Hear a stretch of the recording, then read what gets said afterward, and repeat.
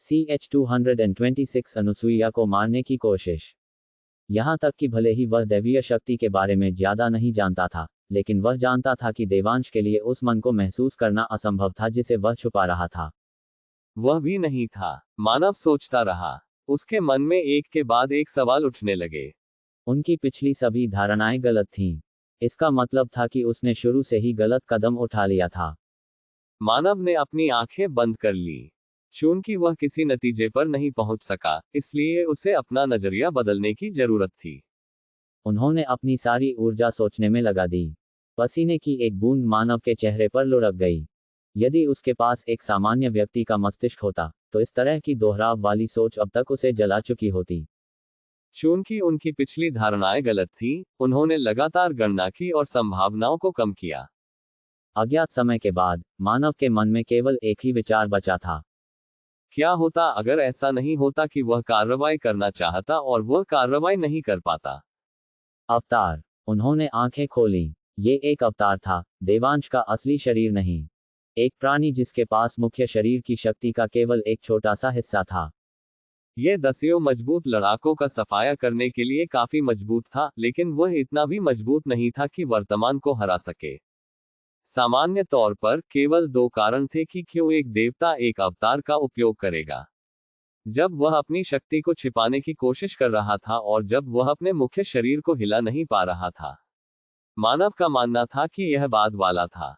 यह सबसे अधिक समझ में आता है अगर जिस देवांश से वह मिला था वह सिर्फ एक अवतार था, न कि उसका पति पत्नी मुख्य शरीर, और इसका मतलब यह भी होगा कि उसका मुख्य शरीर उस पल में हिलने में असमर्थ था। आखिरकार वह या तो कमजोर हो गया था या उसके पास सीमित ताकत थी। वह निश्चित नहीं हो सकता था, लेकिन मानव का मानना था कि इसका अन्य सर्वनाशों के साथ कुछ लेना देना नहीं था जो घातक रूप से घायल हो गए थे। वह आश्वस्त नहीं था। उसे भरोसा नहीं था कि वह अपनी वर्तमान स्थिति में मानव के साथ पूरी तरह से निपट सकता है। इसलिए उसने उसे वापस भेज दिया। वह ध्यान नहीं देने का नाटक करके समय खरीदने की कोशिश कर रहा था। वह अंतिम भाग विशेष रूप से महत्वपूर्ण था। देवांश समय खरीदना चाहता था। वह नहीं जानता क्यों, लेकिन यह तथ्य स्पष्ट था। यदि ऐसा है, तो इसका मतलब है कि मानव को तेजी से आगे बढ़ना था। मुझे अपनी योजना को पूरी तरह से संशोधित करना है। मानव ने अपना कमरा छोड़ दिया। जल्द ही पूरा सिन्हा परिवार पलट जाएगा, शायद अपने ही हाथों से। इससे पहले एक शख्स था जिसकी पोजीशन को उसे कंफर्म करना था। शिवालिक पर्वत के पास स्थित है। यह महाद्वीप पर सबसे बीहड़ अल्पाइन क्षेत्रों में से एक था। यहाँ तक कि राक्षसों को भी कठोर परिस्थितियों में जीवित रहने में सक्षम होने के लिए जाना जाता था, क्योंकि इस जगह में ज्यादातर बंजर चट्टानी पहाड़ शामिल थे जहाँ चक्करदार ऊंचाइयों की खड़ी चट्टानें अंतहीन थीं। ये एक बंजर भूमि थी जहाँ जंगली पौधे भी नहीं उगते थे। शिवालिक पर्वत के ऊपर उत्कृष्ट प्राणी थे।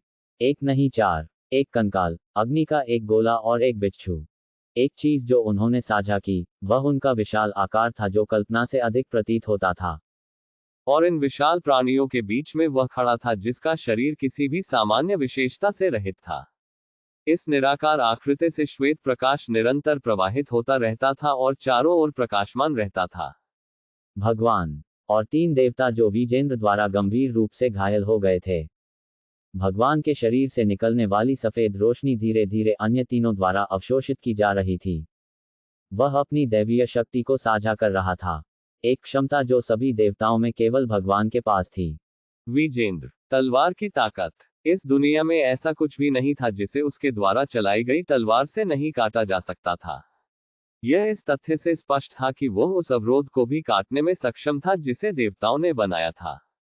अगर यह भगवान की मदद के लिए नहीं होता, तो ये तीनों पहले ही दर्दनाक मौत मर चुके होते। ये तब था, देवांश प्रभु के पास प्रकट हुई। दैवीय शक्ति के हस्तांतरण के इस दृश्य को वह गंभीरता से देखता रहा। उद्धरण डॉट डॉट डॉट यदि यह इसके लिए नहीं होता तो मुझे अपने अवतार का उपयोग नहीं करना पड़ता। उस समय उसके शरीर में थोड़ी ही मात्रा में दैवीय शक्ति बची थी क्योंकि भगवान ने उसका अधिकांश भाग निकालकर अन्य तीनों के शरीरों में भर दिया था। यदि देवांश पूरी शक्ति में होता तो मानव को पकड़ना, जिसे उसने परिवार में पाया था, और जानकारी निकालना एक सरल कार्य होता। लेकिन इसकी मदद नहीं की जा सकी। आखिरकार वह अपने उन भाई बहनों की उपेक्षा नहीं कर सकता था जो मृत्यु के कगार पर थे। भगवान! देवांश, क्या बात है? जब उसने उसकी बातें सुनी तो देवांश खुद को रोक नहीं सका, लेकिन आह भर गया। वहां एक समस्या, वे शब्द सुनने में सुखद नहीं है। खासकर मौजूदा हालात में। मुझे बताओ। मेरी प्रयोगशाला में एक दुश्मन दिखाई दिया। एक शत्रु। इंद्र की बिजली की ऊर्जा वाला एक आदमी। कोई अन्य विवरण ज्ञात नहीं है, लेकिन वह वर्तमान में एक खतरा है। इंद्र की बिजली। इंद्र उनमें से एक थी जो पहले ही मर चुकी थी। वास्तव में विजेंद्र ने उसे तब मार डाला था जब वह अपने देवदूत की मृत्यु के कारण बना था। प्रभु के नेत्र प्रकट हुए। वह विजेंद्र से जुड़ा है। ये सही है। उसे मत मारो, उसे पकड़ लो। उद्धरण चिन्ह डॉट डॉट डॉट। ये सबसे अच्छा होगा, लेकिन यह उतना आसान नहीं है जितना लगता है। देवांश का बड़बड़ाना स्वाभाविक था। प्रतिद्वंद्वी की ताकत अज्ञात थी, और वह इस समय सबसे कमजोर स्थिति में था जिसमें वह सदियों से रहा था। जल्दबाजी में कदम उठाना असंभव था। अगर मुझे ये जगह छोड़नी होती। ये वास्तव में एक बेतुकी स्थिति थी जिसका अनुभव उसने अपने हजारों वर्षों के जीवन में भी कभी नहीं किया था। वह कोई चाल नहीं चल सकता था। देवांश के मौजूदा संकट से भी वाकिफ थे।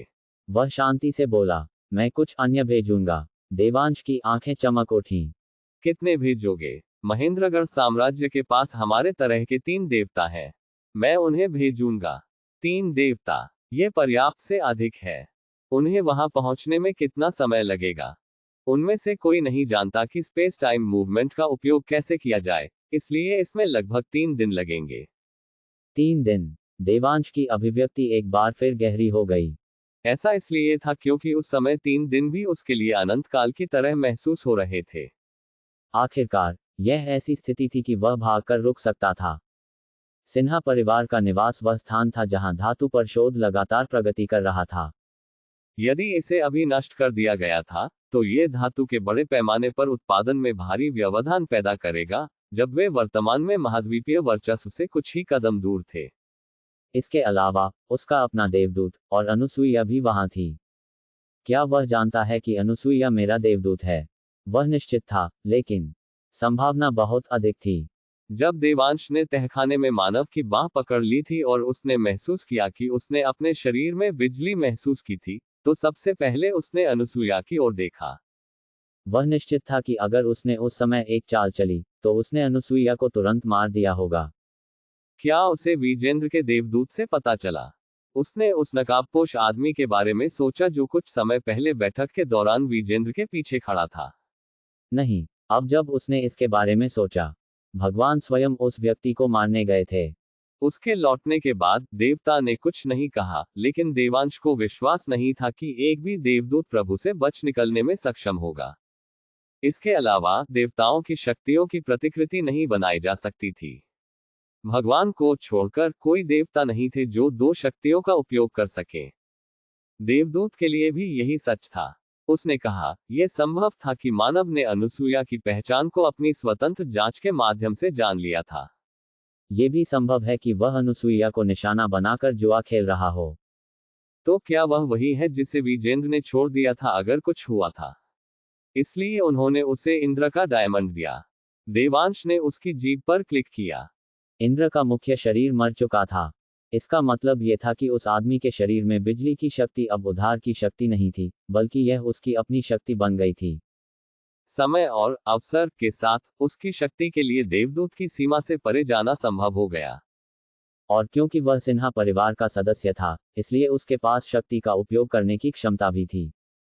यह मुश्किल है। देवांश ने कभी नहीं सोचा था कि उसके अपने कार्यों से पैदा हुआ प्राणी उसे ऐसा महसूस करा सकता है। अगले 3 दिन बर्दाश्त करना आसान नहीं होगा। मानव अनुराग के कमरे की ओर चला, और जैसे ही उसने दरवाजा खटखटाया, उसने भीतर से एक भारी आवाज सुनी। अंदर आए। उसने दरवाजा खोला और अंदर चला गया। अनुराग अपनी मेज पर बैठा था, इत्मीनान से एक किताब के पन्ने पलट रहा था।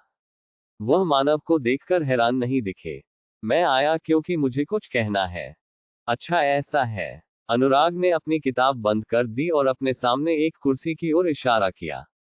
मानव बिना किसी झिझक के बैठ गया और अनुराग को देखा।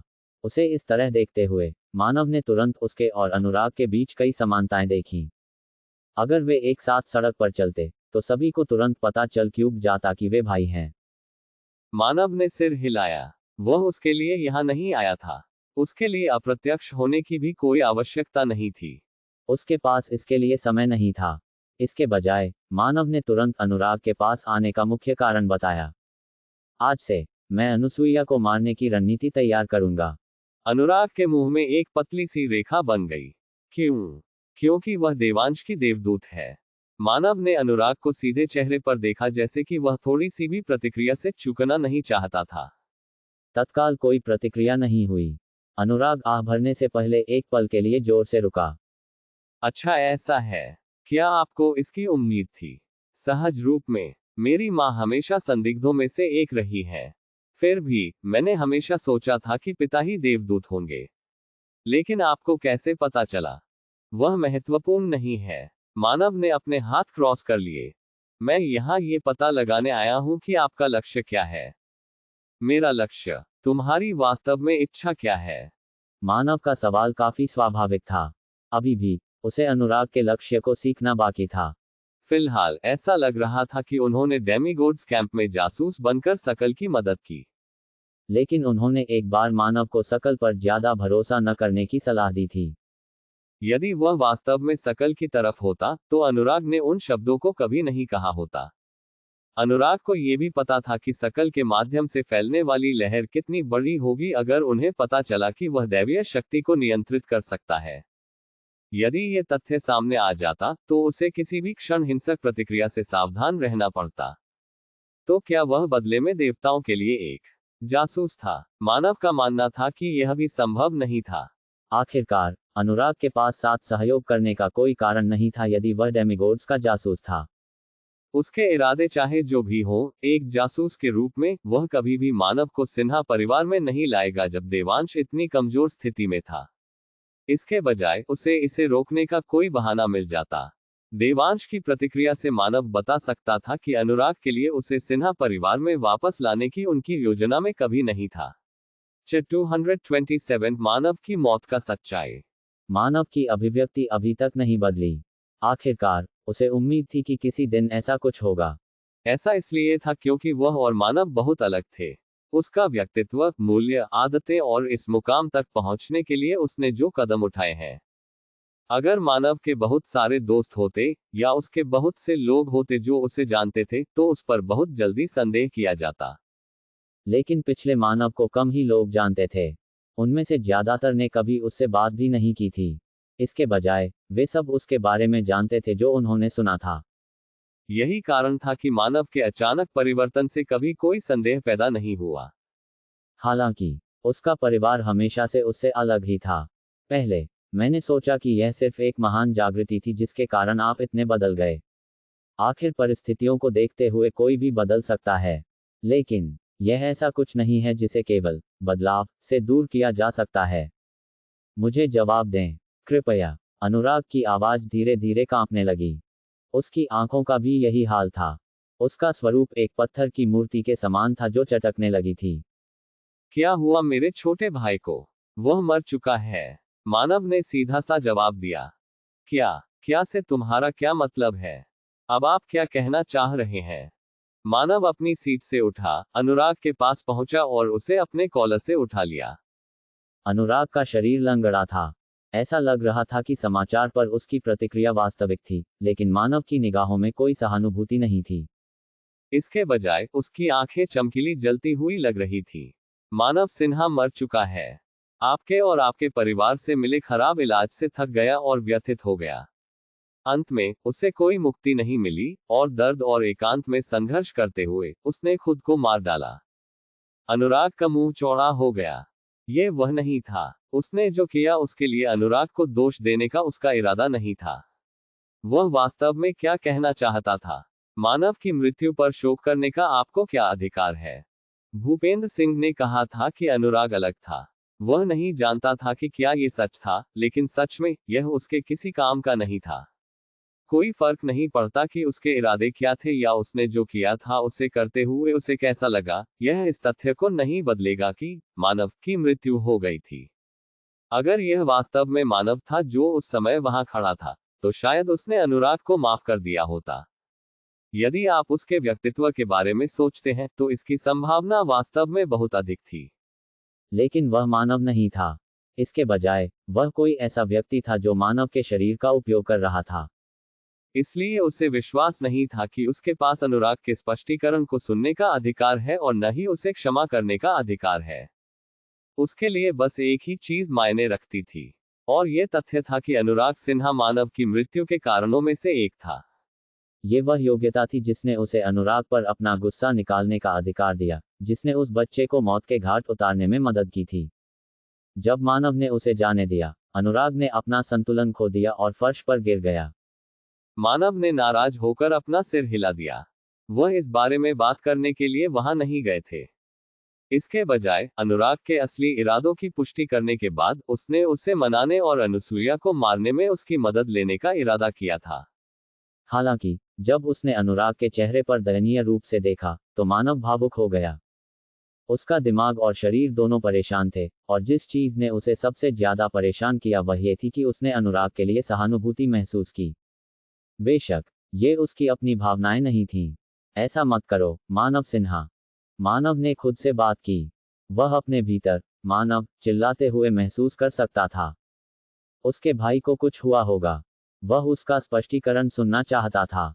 वह उसे माफ करना चाहता था। कितना नर्म दिल वाला लड़का है। अनुराग की कांपती हुई आकृति को देखकर मानव ने आह भरी। आप ठीक कह रहे हैं। अनुराग फर्श से डगमगा गया। उसका सिर नीचा था, और उसके चेहरे पर एक अजीब सा भाव था। यदि मानव मर चुका है, जैसा कि आप कहते हैं, तो मुझे वास्तव में उनकी मृत्यु पर शोक करने का अधिकार नहीं है। वह ऐसे खिलखिलाकर हंसा जैसे उसने अपनी आत्मा का एक टुकड़ा खो दिया हो।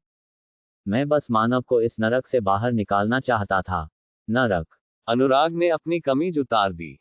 यह देखकर मानव की भौहें तन गईं। अनुराग के सुप्रशिक्षित शरीर पर भयानक निशान थे। उसकी त्वचा के लगभग हर इंच पर कट, आंसू और टांके थे। एक शरीर जो एक ही समय में दिव्य शक्ति और मन दोनों को समाहित और उपयोग कर सकता है, अपने आप में एक दुर्लभ नमूना है। सिन्हा परिवार के लिए मैं हमेशा एक और परीक्षा का विषय रहा हूं। न कुछ ज्यादा, न कुछ कम। कुछ देर चुप रहने के बाद अनुराग ने अपनी बात जारी रखी। राज के लिए भी ऐसा ही था। प्रयोग शुरू होने से पहले वह भी अलग था। मैं यह नहीं कहूंगा कि वह एक अच्छा इंसान था, लेकिन वह निश्चित रूप से सही शिक्षा के साथ एक हो सकता था। लेकिन प्रयोगों की तीव्रता हर बीतते दिन के साथ मजबूत और मजबूत होती गई, और राज, जो मजबूत इरादों वाला था, उसके पास ऐसी टेढ़ी दिशा में जाने के अलावा कोई विकल्प नहीं था, ताकि वह टूट न जाए। चुने हुए लोगों के रूप में हम सभी को इन परीक्षाओं से गुजरना पड़ा। जब मानव का जन्म हुआ, उसकी मुस्कान एक परी की तरह थी। मुझे उम्मीद थी कि उसकी इतनी खूबसूरत मुस्कान कभी नहीं जाएगी। मैं नहीं चाहता था कि मेरे अनमोल भाई को इस शापित परिवार में कष्ट सहना पड़े। इसलिए मैंने जानबूझकर उसकी मन की नसों को ब्लॉक कर दिया। मानव ने उसकी तरफ देखा। उन्हें स्पष्ट रूप से बेचैनी की भावना याद थी जब उन्होंने पहली बार मानव के शरीर में निवास किया था। वह निश्चित था कि एक तीसरे पक्ष ने माना प्रवाह को अवरुद्ध कर दिया था, और अब अनुराग स्वीकार कर रहा था कि वह इसका कारण था। मैंने सोचा कि अगर मैं सिन्हा परिवार में नहीं होता तो यह मेरे लिए बेहतर होता। अगर मैं कहीं और जा सकता था, अकादमी की तरह, जहां मैं अपने साथियों के साथ रह सकता था। अकादमी मानव के लिए सिर्फ एक नरक था। जब मानव ने इन शब्दों को शांति से कहा, अनुराग ने एक बार फिर अपना सिर झुका लिया। उद्धरण चिन्ह डॉट डॉट डॉट। मैंने स्कूल में डराने धमकाने के बारे में नहीं सुना। बेशक वह नहीं जानता होगा। सूर्योदय अकादमी के सभी छात्र रईस थे। लगभग उसी क्षण से जब वे बात कर सकते थे, उन्हें राजनीति की मूल बातें सिखाई गईं। इसलिए वे प्राध्यापकों को सचेत किए बिना गुप्त रूप से अपनी बदमाशी करने में सक्षम थे। और मानव के डरपोक स्वभाव के कारण उसके पास इसके बारे में किसी को बताने का कोई तरीका नहीं था। यही कारण है कि अनुराग ने अकादमी में अपने भाई के उपचार के बारे में कभी नहीं सुना था। Code dot dot dot. लेकिन उस बच्चे के व्यक्तित्व को देखते हुए मुझे लगता है कि ऐसा कुछ स्वाभाविक था। वह जल्दी में था और उसने इसके बारे में नहीं सोचा था। लेकिन ऐसे बहाने अब बेमानी थे। अनुराग ने अपने होंठ काट लिए। और यह हम ही थे जिन्होंने उसे इतना कमजोर बना दिया। इसका कोई बहाना नहीं है। तो अब आप क्या करेंगे? मुझे नहीं पता, अनुराग ने आह भरी। मैं वास्तव में नहीं जानता। ईमानदारी से कहूं तो मुझे उम्मीद नहीं थी कि मानव की मौत का मुझ पर इतना बड़ा असर होगा। जो हो गया सो हो गया, इसके बारे में ज्यादा मत सोचो। अनुराग की अभिव्यक्ति उस क्षण अजीब हो गई। अगर किसी और ने उनसे ये शब्द कहे होते तो उन्हें निश्चित रूप से गुस्सा आता, लेकिन मानव की आवाज अनुभव से भरी हुई लग रही थी। किसी ऐसे व्यक्ति की आवाज की तरह जिसने उस स्थिति से भी बड़ी स्थिति पर काबू पा लिया था जिससे वह गुजर रहा था। सबसे पहले मेरी मदद करो। तुम्हारी मदद। मेरे अंदर अभी भी मानव के अवशेष हैं। मूल रूप से मुझे आपकी कहानी की परवाह नहीं थी और मेरा सुनने का इरादा नहीं था। मैंने ऐसा केवल इसलिए किया क्योंकि मानव चाहता था। उद्धरण चिन्ह डॉट डॉट डॉट। मानव, वह विश्वास करना चाहता है कि आपने जो किया उसके लिए एक कारण था। उन शब्दों ने अनुराग की अभिव्यक्ति को थोड़ा स्पष्ट कर दिया। कृपया मुझे और बताएं। यह आपकी पसंद पर निर्भर करता है। इससे अनुराग को याद आया कि मानव ने अभी अभी उसे क्या बताया था। दूसरे शब्दों में, वह उसे मजबूर कर रहा था। तो तुम मुझसे एक रहस्यमय प्राणी के साथ सहयोग करने के लिए कह रहे हो जिसने मेरे छोटे भाई के शव को अपने कब्जे में ले लिया है। जब आप इसे इस तरह रखते हैं तो यह अच्छा नहीं लगता, लेकिन हाँ। मैं पहले कुछ पूछना चाहता हूँ, आप ग्रुप में क्यों शामिल हुए? जब उसने ये सुना, अनुराग की आंखों के भीतर एक दुष्ट प्रकाश चमकने लगा। महाद्वीप के चेहरे से देवताओं को मिटाने के लिए उन्होंने उसके शरीर पर अपूरणीय निशान छोड़े थे, और उनकी वजह से वह लगातार दर्द और पीड़ा से पीड़ित था। क्यों तुम्हें ऐसा क्यों सहना पड़ा? उसके दिल में गुस्सा और आक्रोश पनपने लगा, और जैसे जैसे समय बीतता गया, वे और भी मजबूत होते गए। और तब उसे एहसास हुआ, देवता हर चीज के कारण थे। अनुराग की आंखों में मानव स्पष्ट रूप से क्रोध देख सकता था, और उसके लिए यह किसी भी शपथ या वादे से अधिक ठोस था। यह इस बात का सबूत था कि वह अनुराग पर भरोसा कर सकता था। आए सर्वनाश, इन्हें देवताओं में सबसे बलशाली माना जाता है। अब हमारे पास उनमें से एक को मारने का अवसर है। उद्धरण चिन्ह डॉट डॉट डॉट। मेरी मां को मारकर क्या आप अभी भी उन्हें अपने माता पिता मानते हैं? मानव के शब्दों ने अनुराग को विराम दिया। तुरंत मन में कोई सकारात्मक या नकारात्मक विचार नहीं आया। हालांकि वह निश्चित था कि उसे अपने परिवार के सदस्यों के रूप में उनसे कोई लगाव नहीं था। लेकिन इसका मतलब यह नहीं था कि वह सिर्फ इसी वजह से उन्हें मारने को तैयार था। आखिर क्या वे नहीं थे जिन्होंने उसे जन्म दिया और उसका पालन पोषण किया? मुझे यकीन नहीं है। समझ में आने योग्य है। ये एक स्वाभाविक प्रतिक्रिया थी जो कोई भी नैतिक दिशा निर्देश देने वाला व्यक्ति देगा। इसका मतलब ये था कि वह अनुसुईया को मारने के लिए अनुराग की मदद नहीं मांग सकता था। फिर मैं आपसे कुछ और मांगना चाहता हूँ। क्या है वह? एल्यूमिनियम धातु नामक एक धातु है। हाँ, इसकी विशेषताएं। मानव ने उन्हें एल्यूमिनियम की विशेषताओं का एक मोटा अवलोकन दिया, और सब कुछ सुनने के बाद अनुराग ने सिर हिलाया और पूछा, ये महल में कहीं संग्रहित है? इस बात की बहुत अधिक संभावना है कि यह तहखाने में संग्रहित है। अनुराग ने अपना सिर हिला दिया। महल के नीचे एक के अलावा कई बेसमेंट हैं। वहां है। इसके अलावा पूरे प्रतापगढ़ में कई प्रयोगशालाएं हैं। मैं उनमें से कुछ को जानता हूं, लेकिन मैं उन सभी को नहीं जानता। कहने से पहले मानव ने कुछ देर सोचा। फिर जितनी जल्दी हो सके इन छिपी हुई प्रयोगशालाओं को खोजने पर ध्यान दें। ये बेहतर होगा अगर हम एल्यूमिनियम धातु के बारे में सुराग ढूंढ सकें। समझ गया। फिर तुम्हारा क्या? पहले मैं देखूंगा कि स्थिति कैसे विकसित होती है। यदि संभव हो तो मैं एक कदम उठाने से पहले सौम्या के यहाँ आने तक इंतजार करना चाहूंगा। मानव ने जुड़ने से पहले एक पल के लिए सोचा, और मुझे लगता है कि हमें और अधिक सुदृढ़ीकरण के लिए कॉल करने की आवश्यकता है। 2 दिन का समय कम नहीं था, खासकर ऐसी आपात स्थिति में। फिर भी मानव के 2 दिनों तक चुप रहने का एक कारण था। एक तो ये कि वह दुश्मन के इलाके के मध्य में था।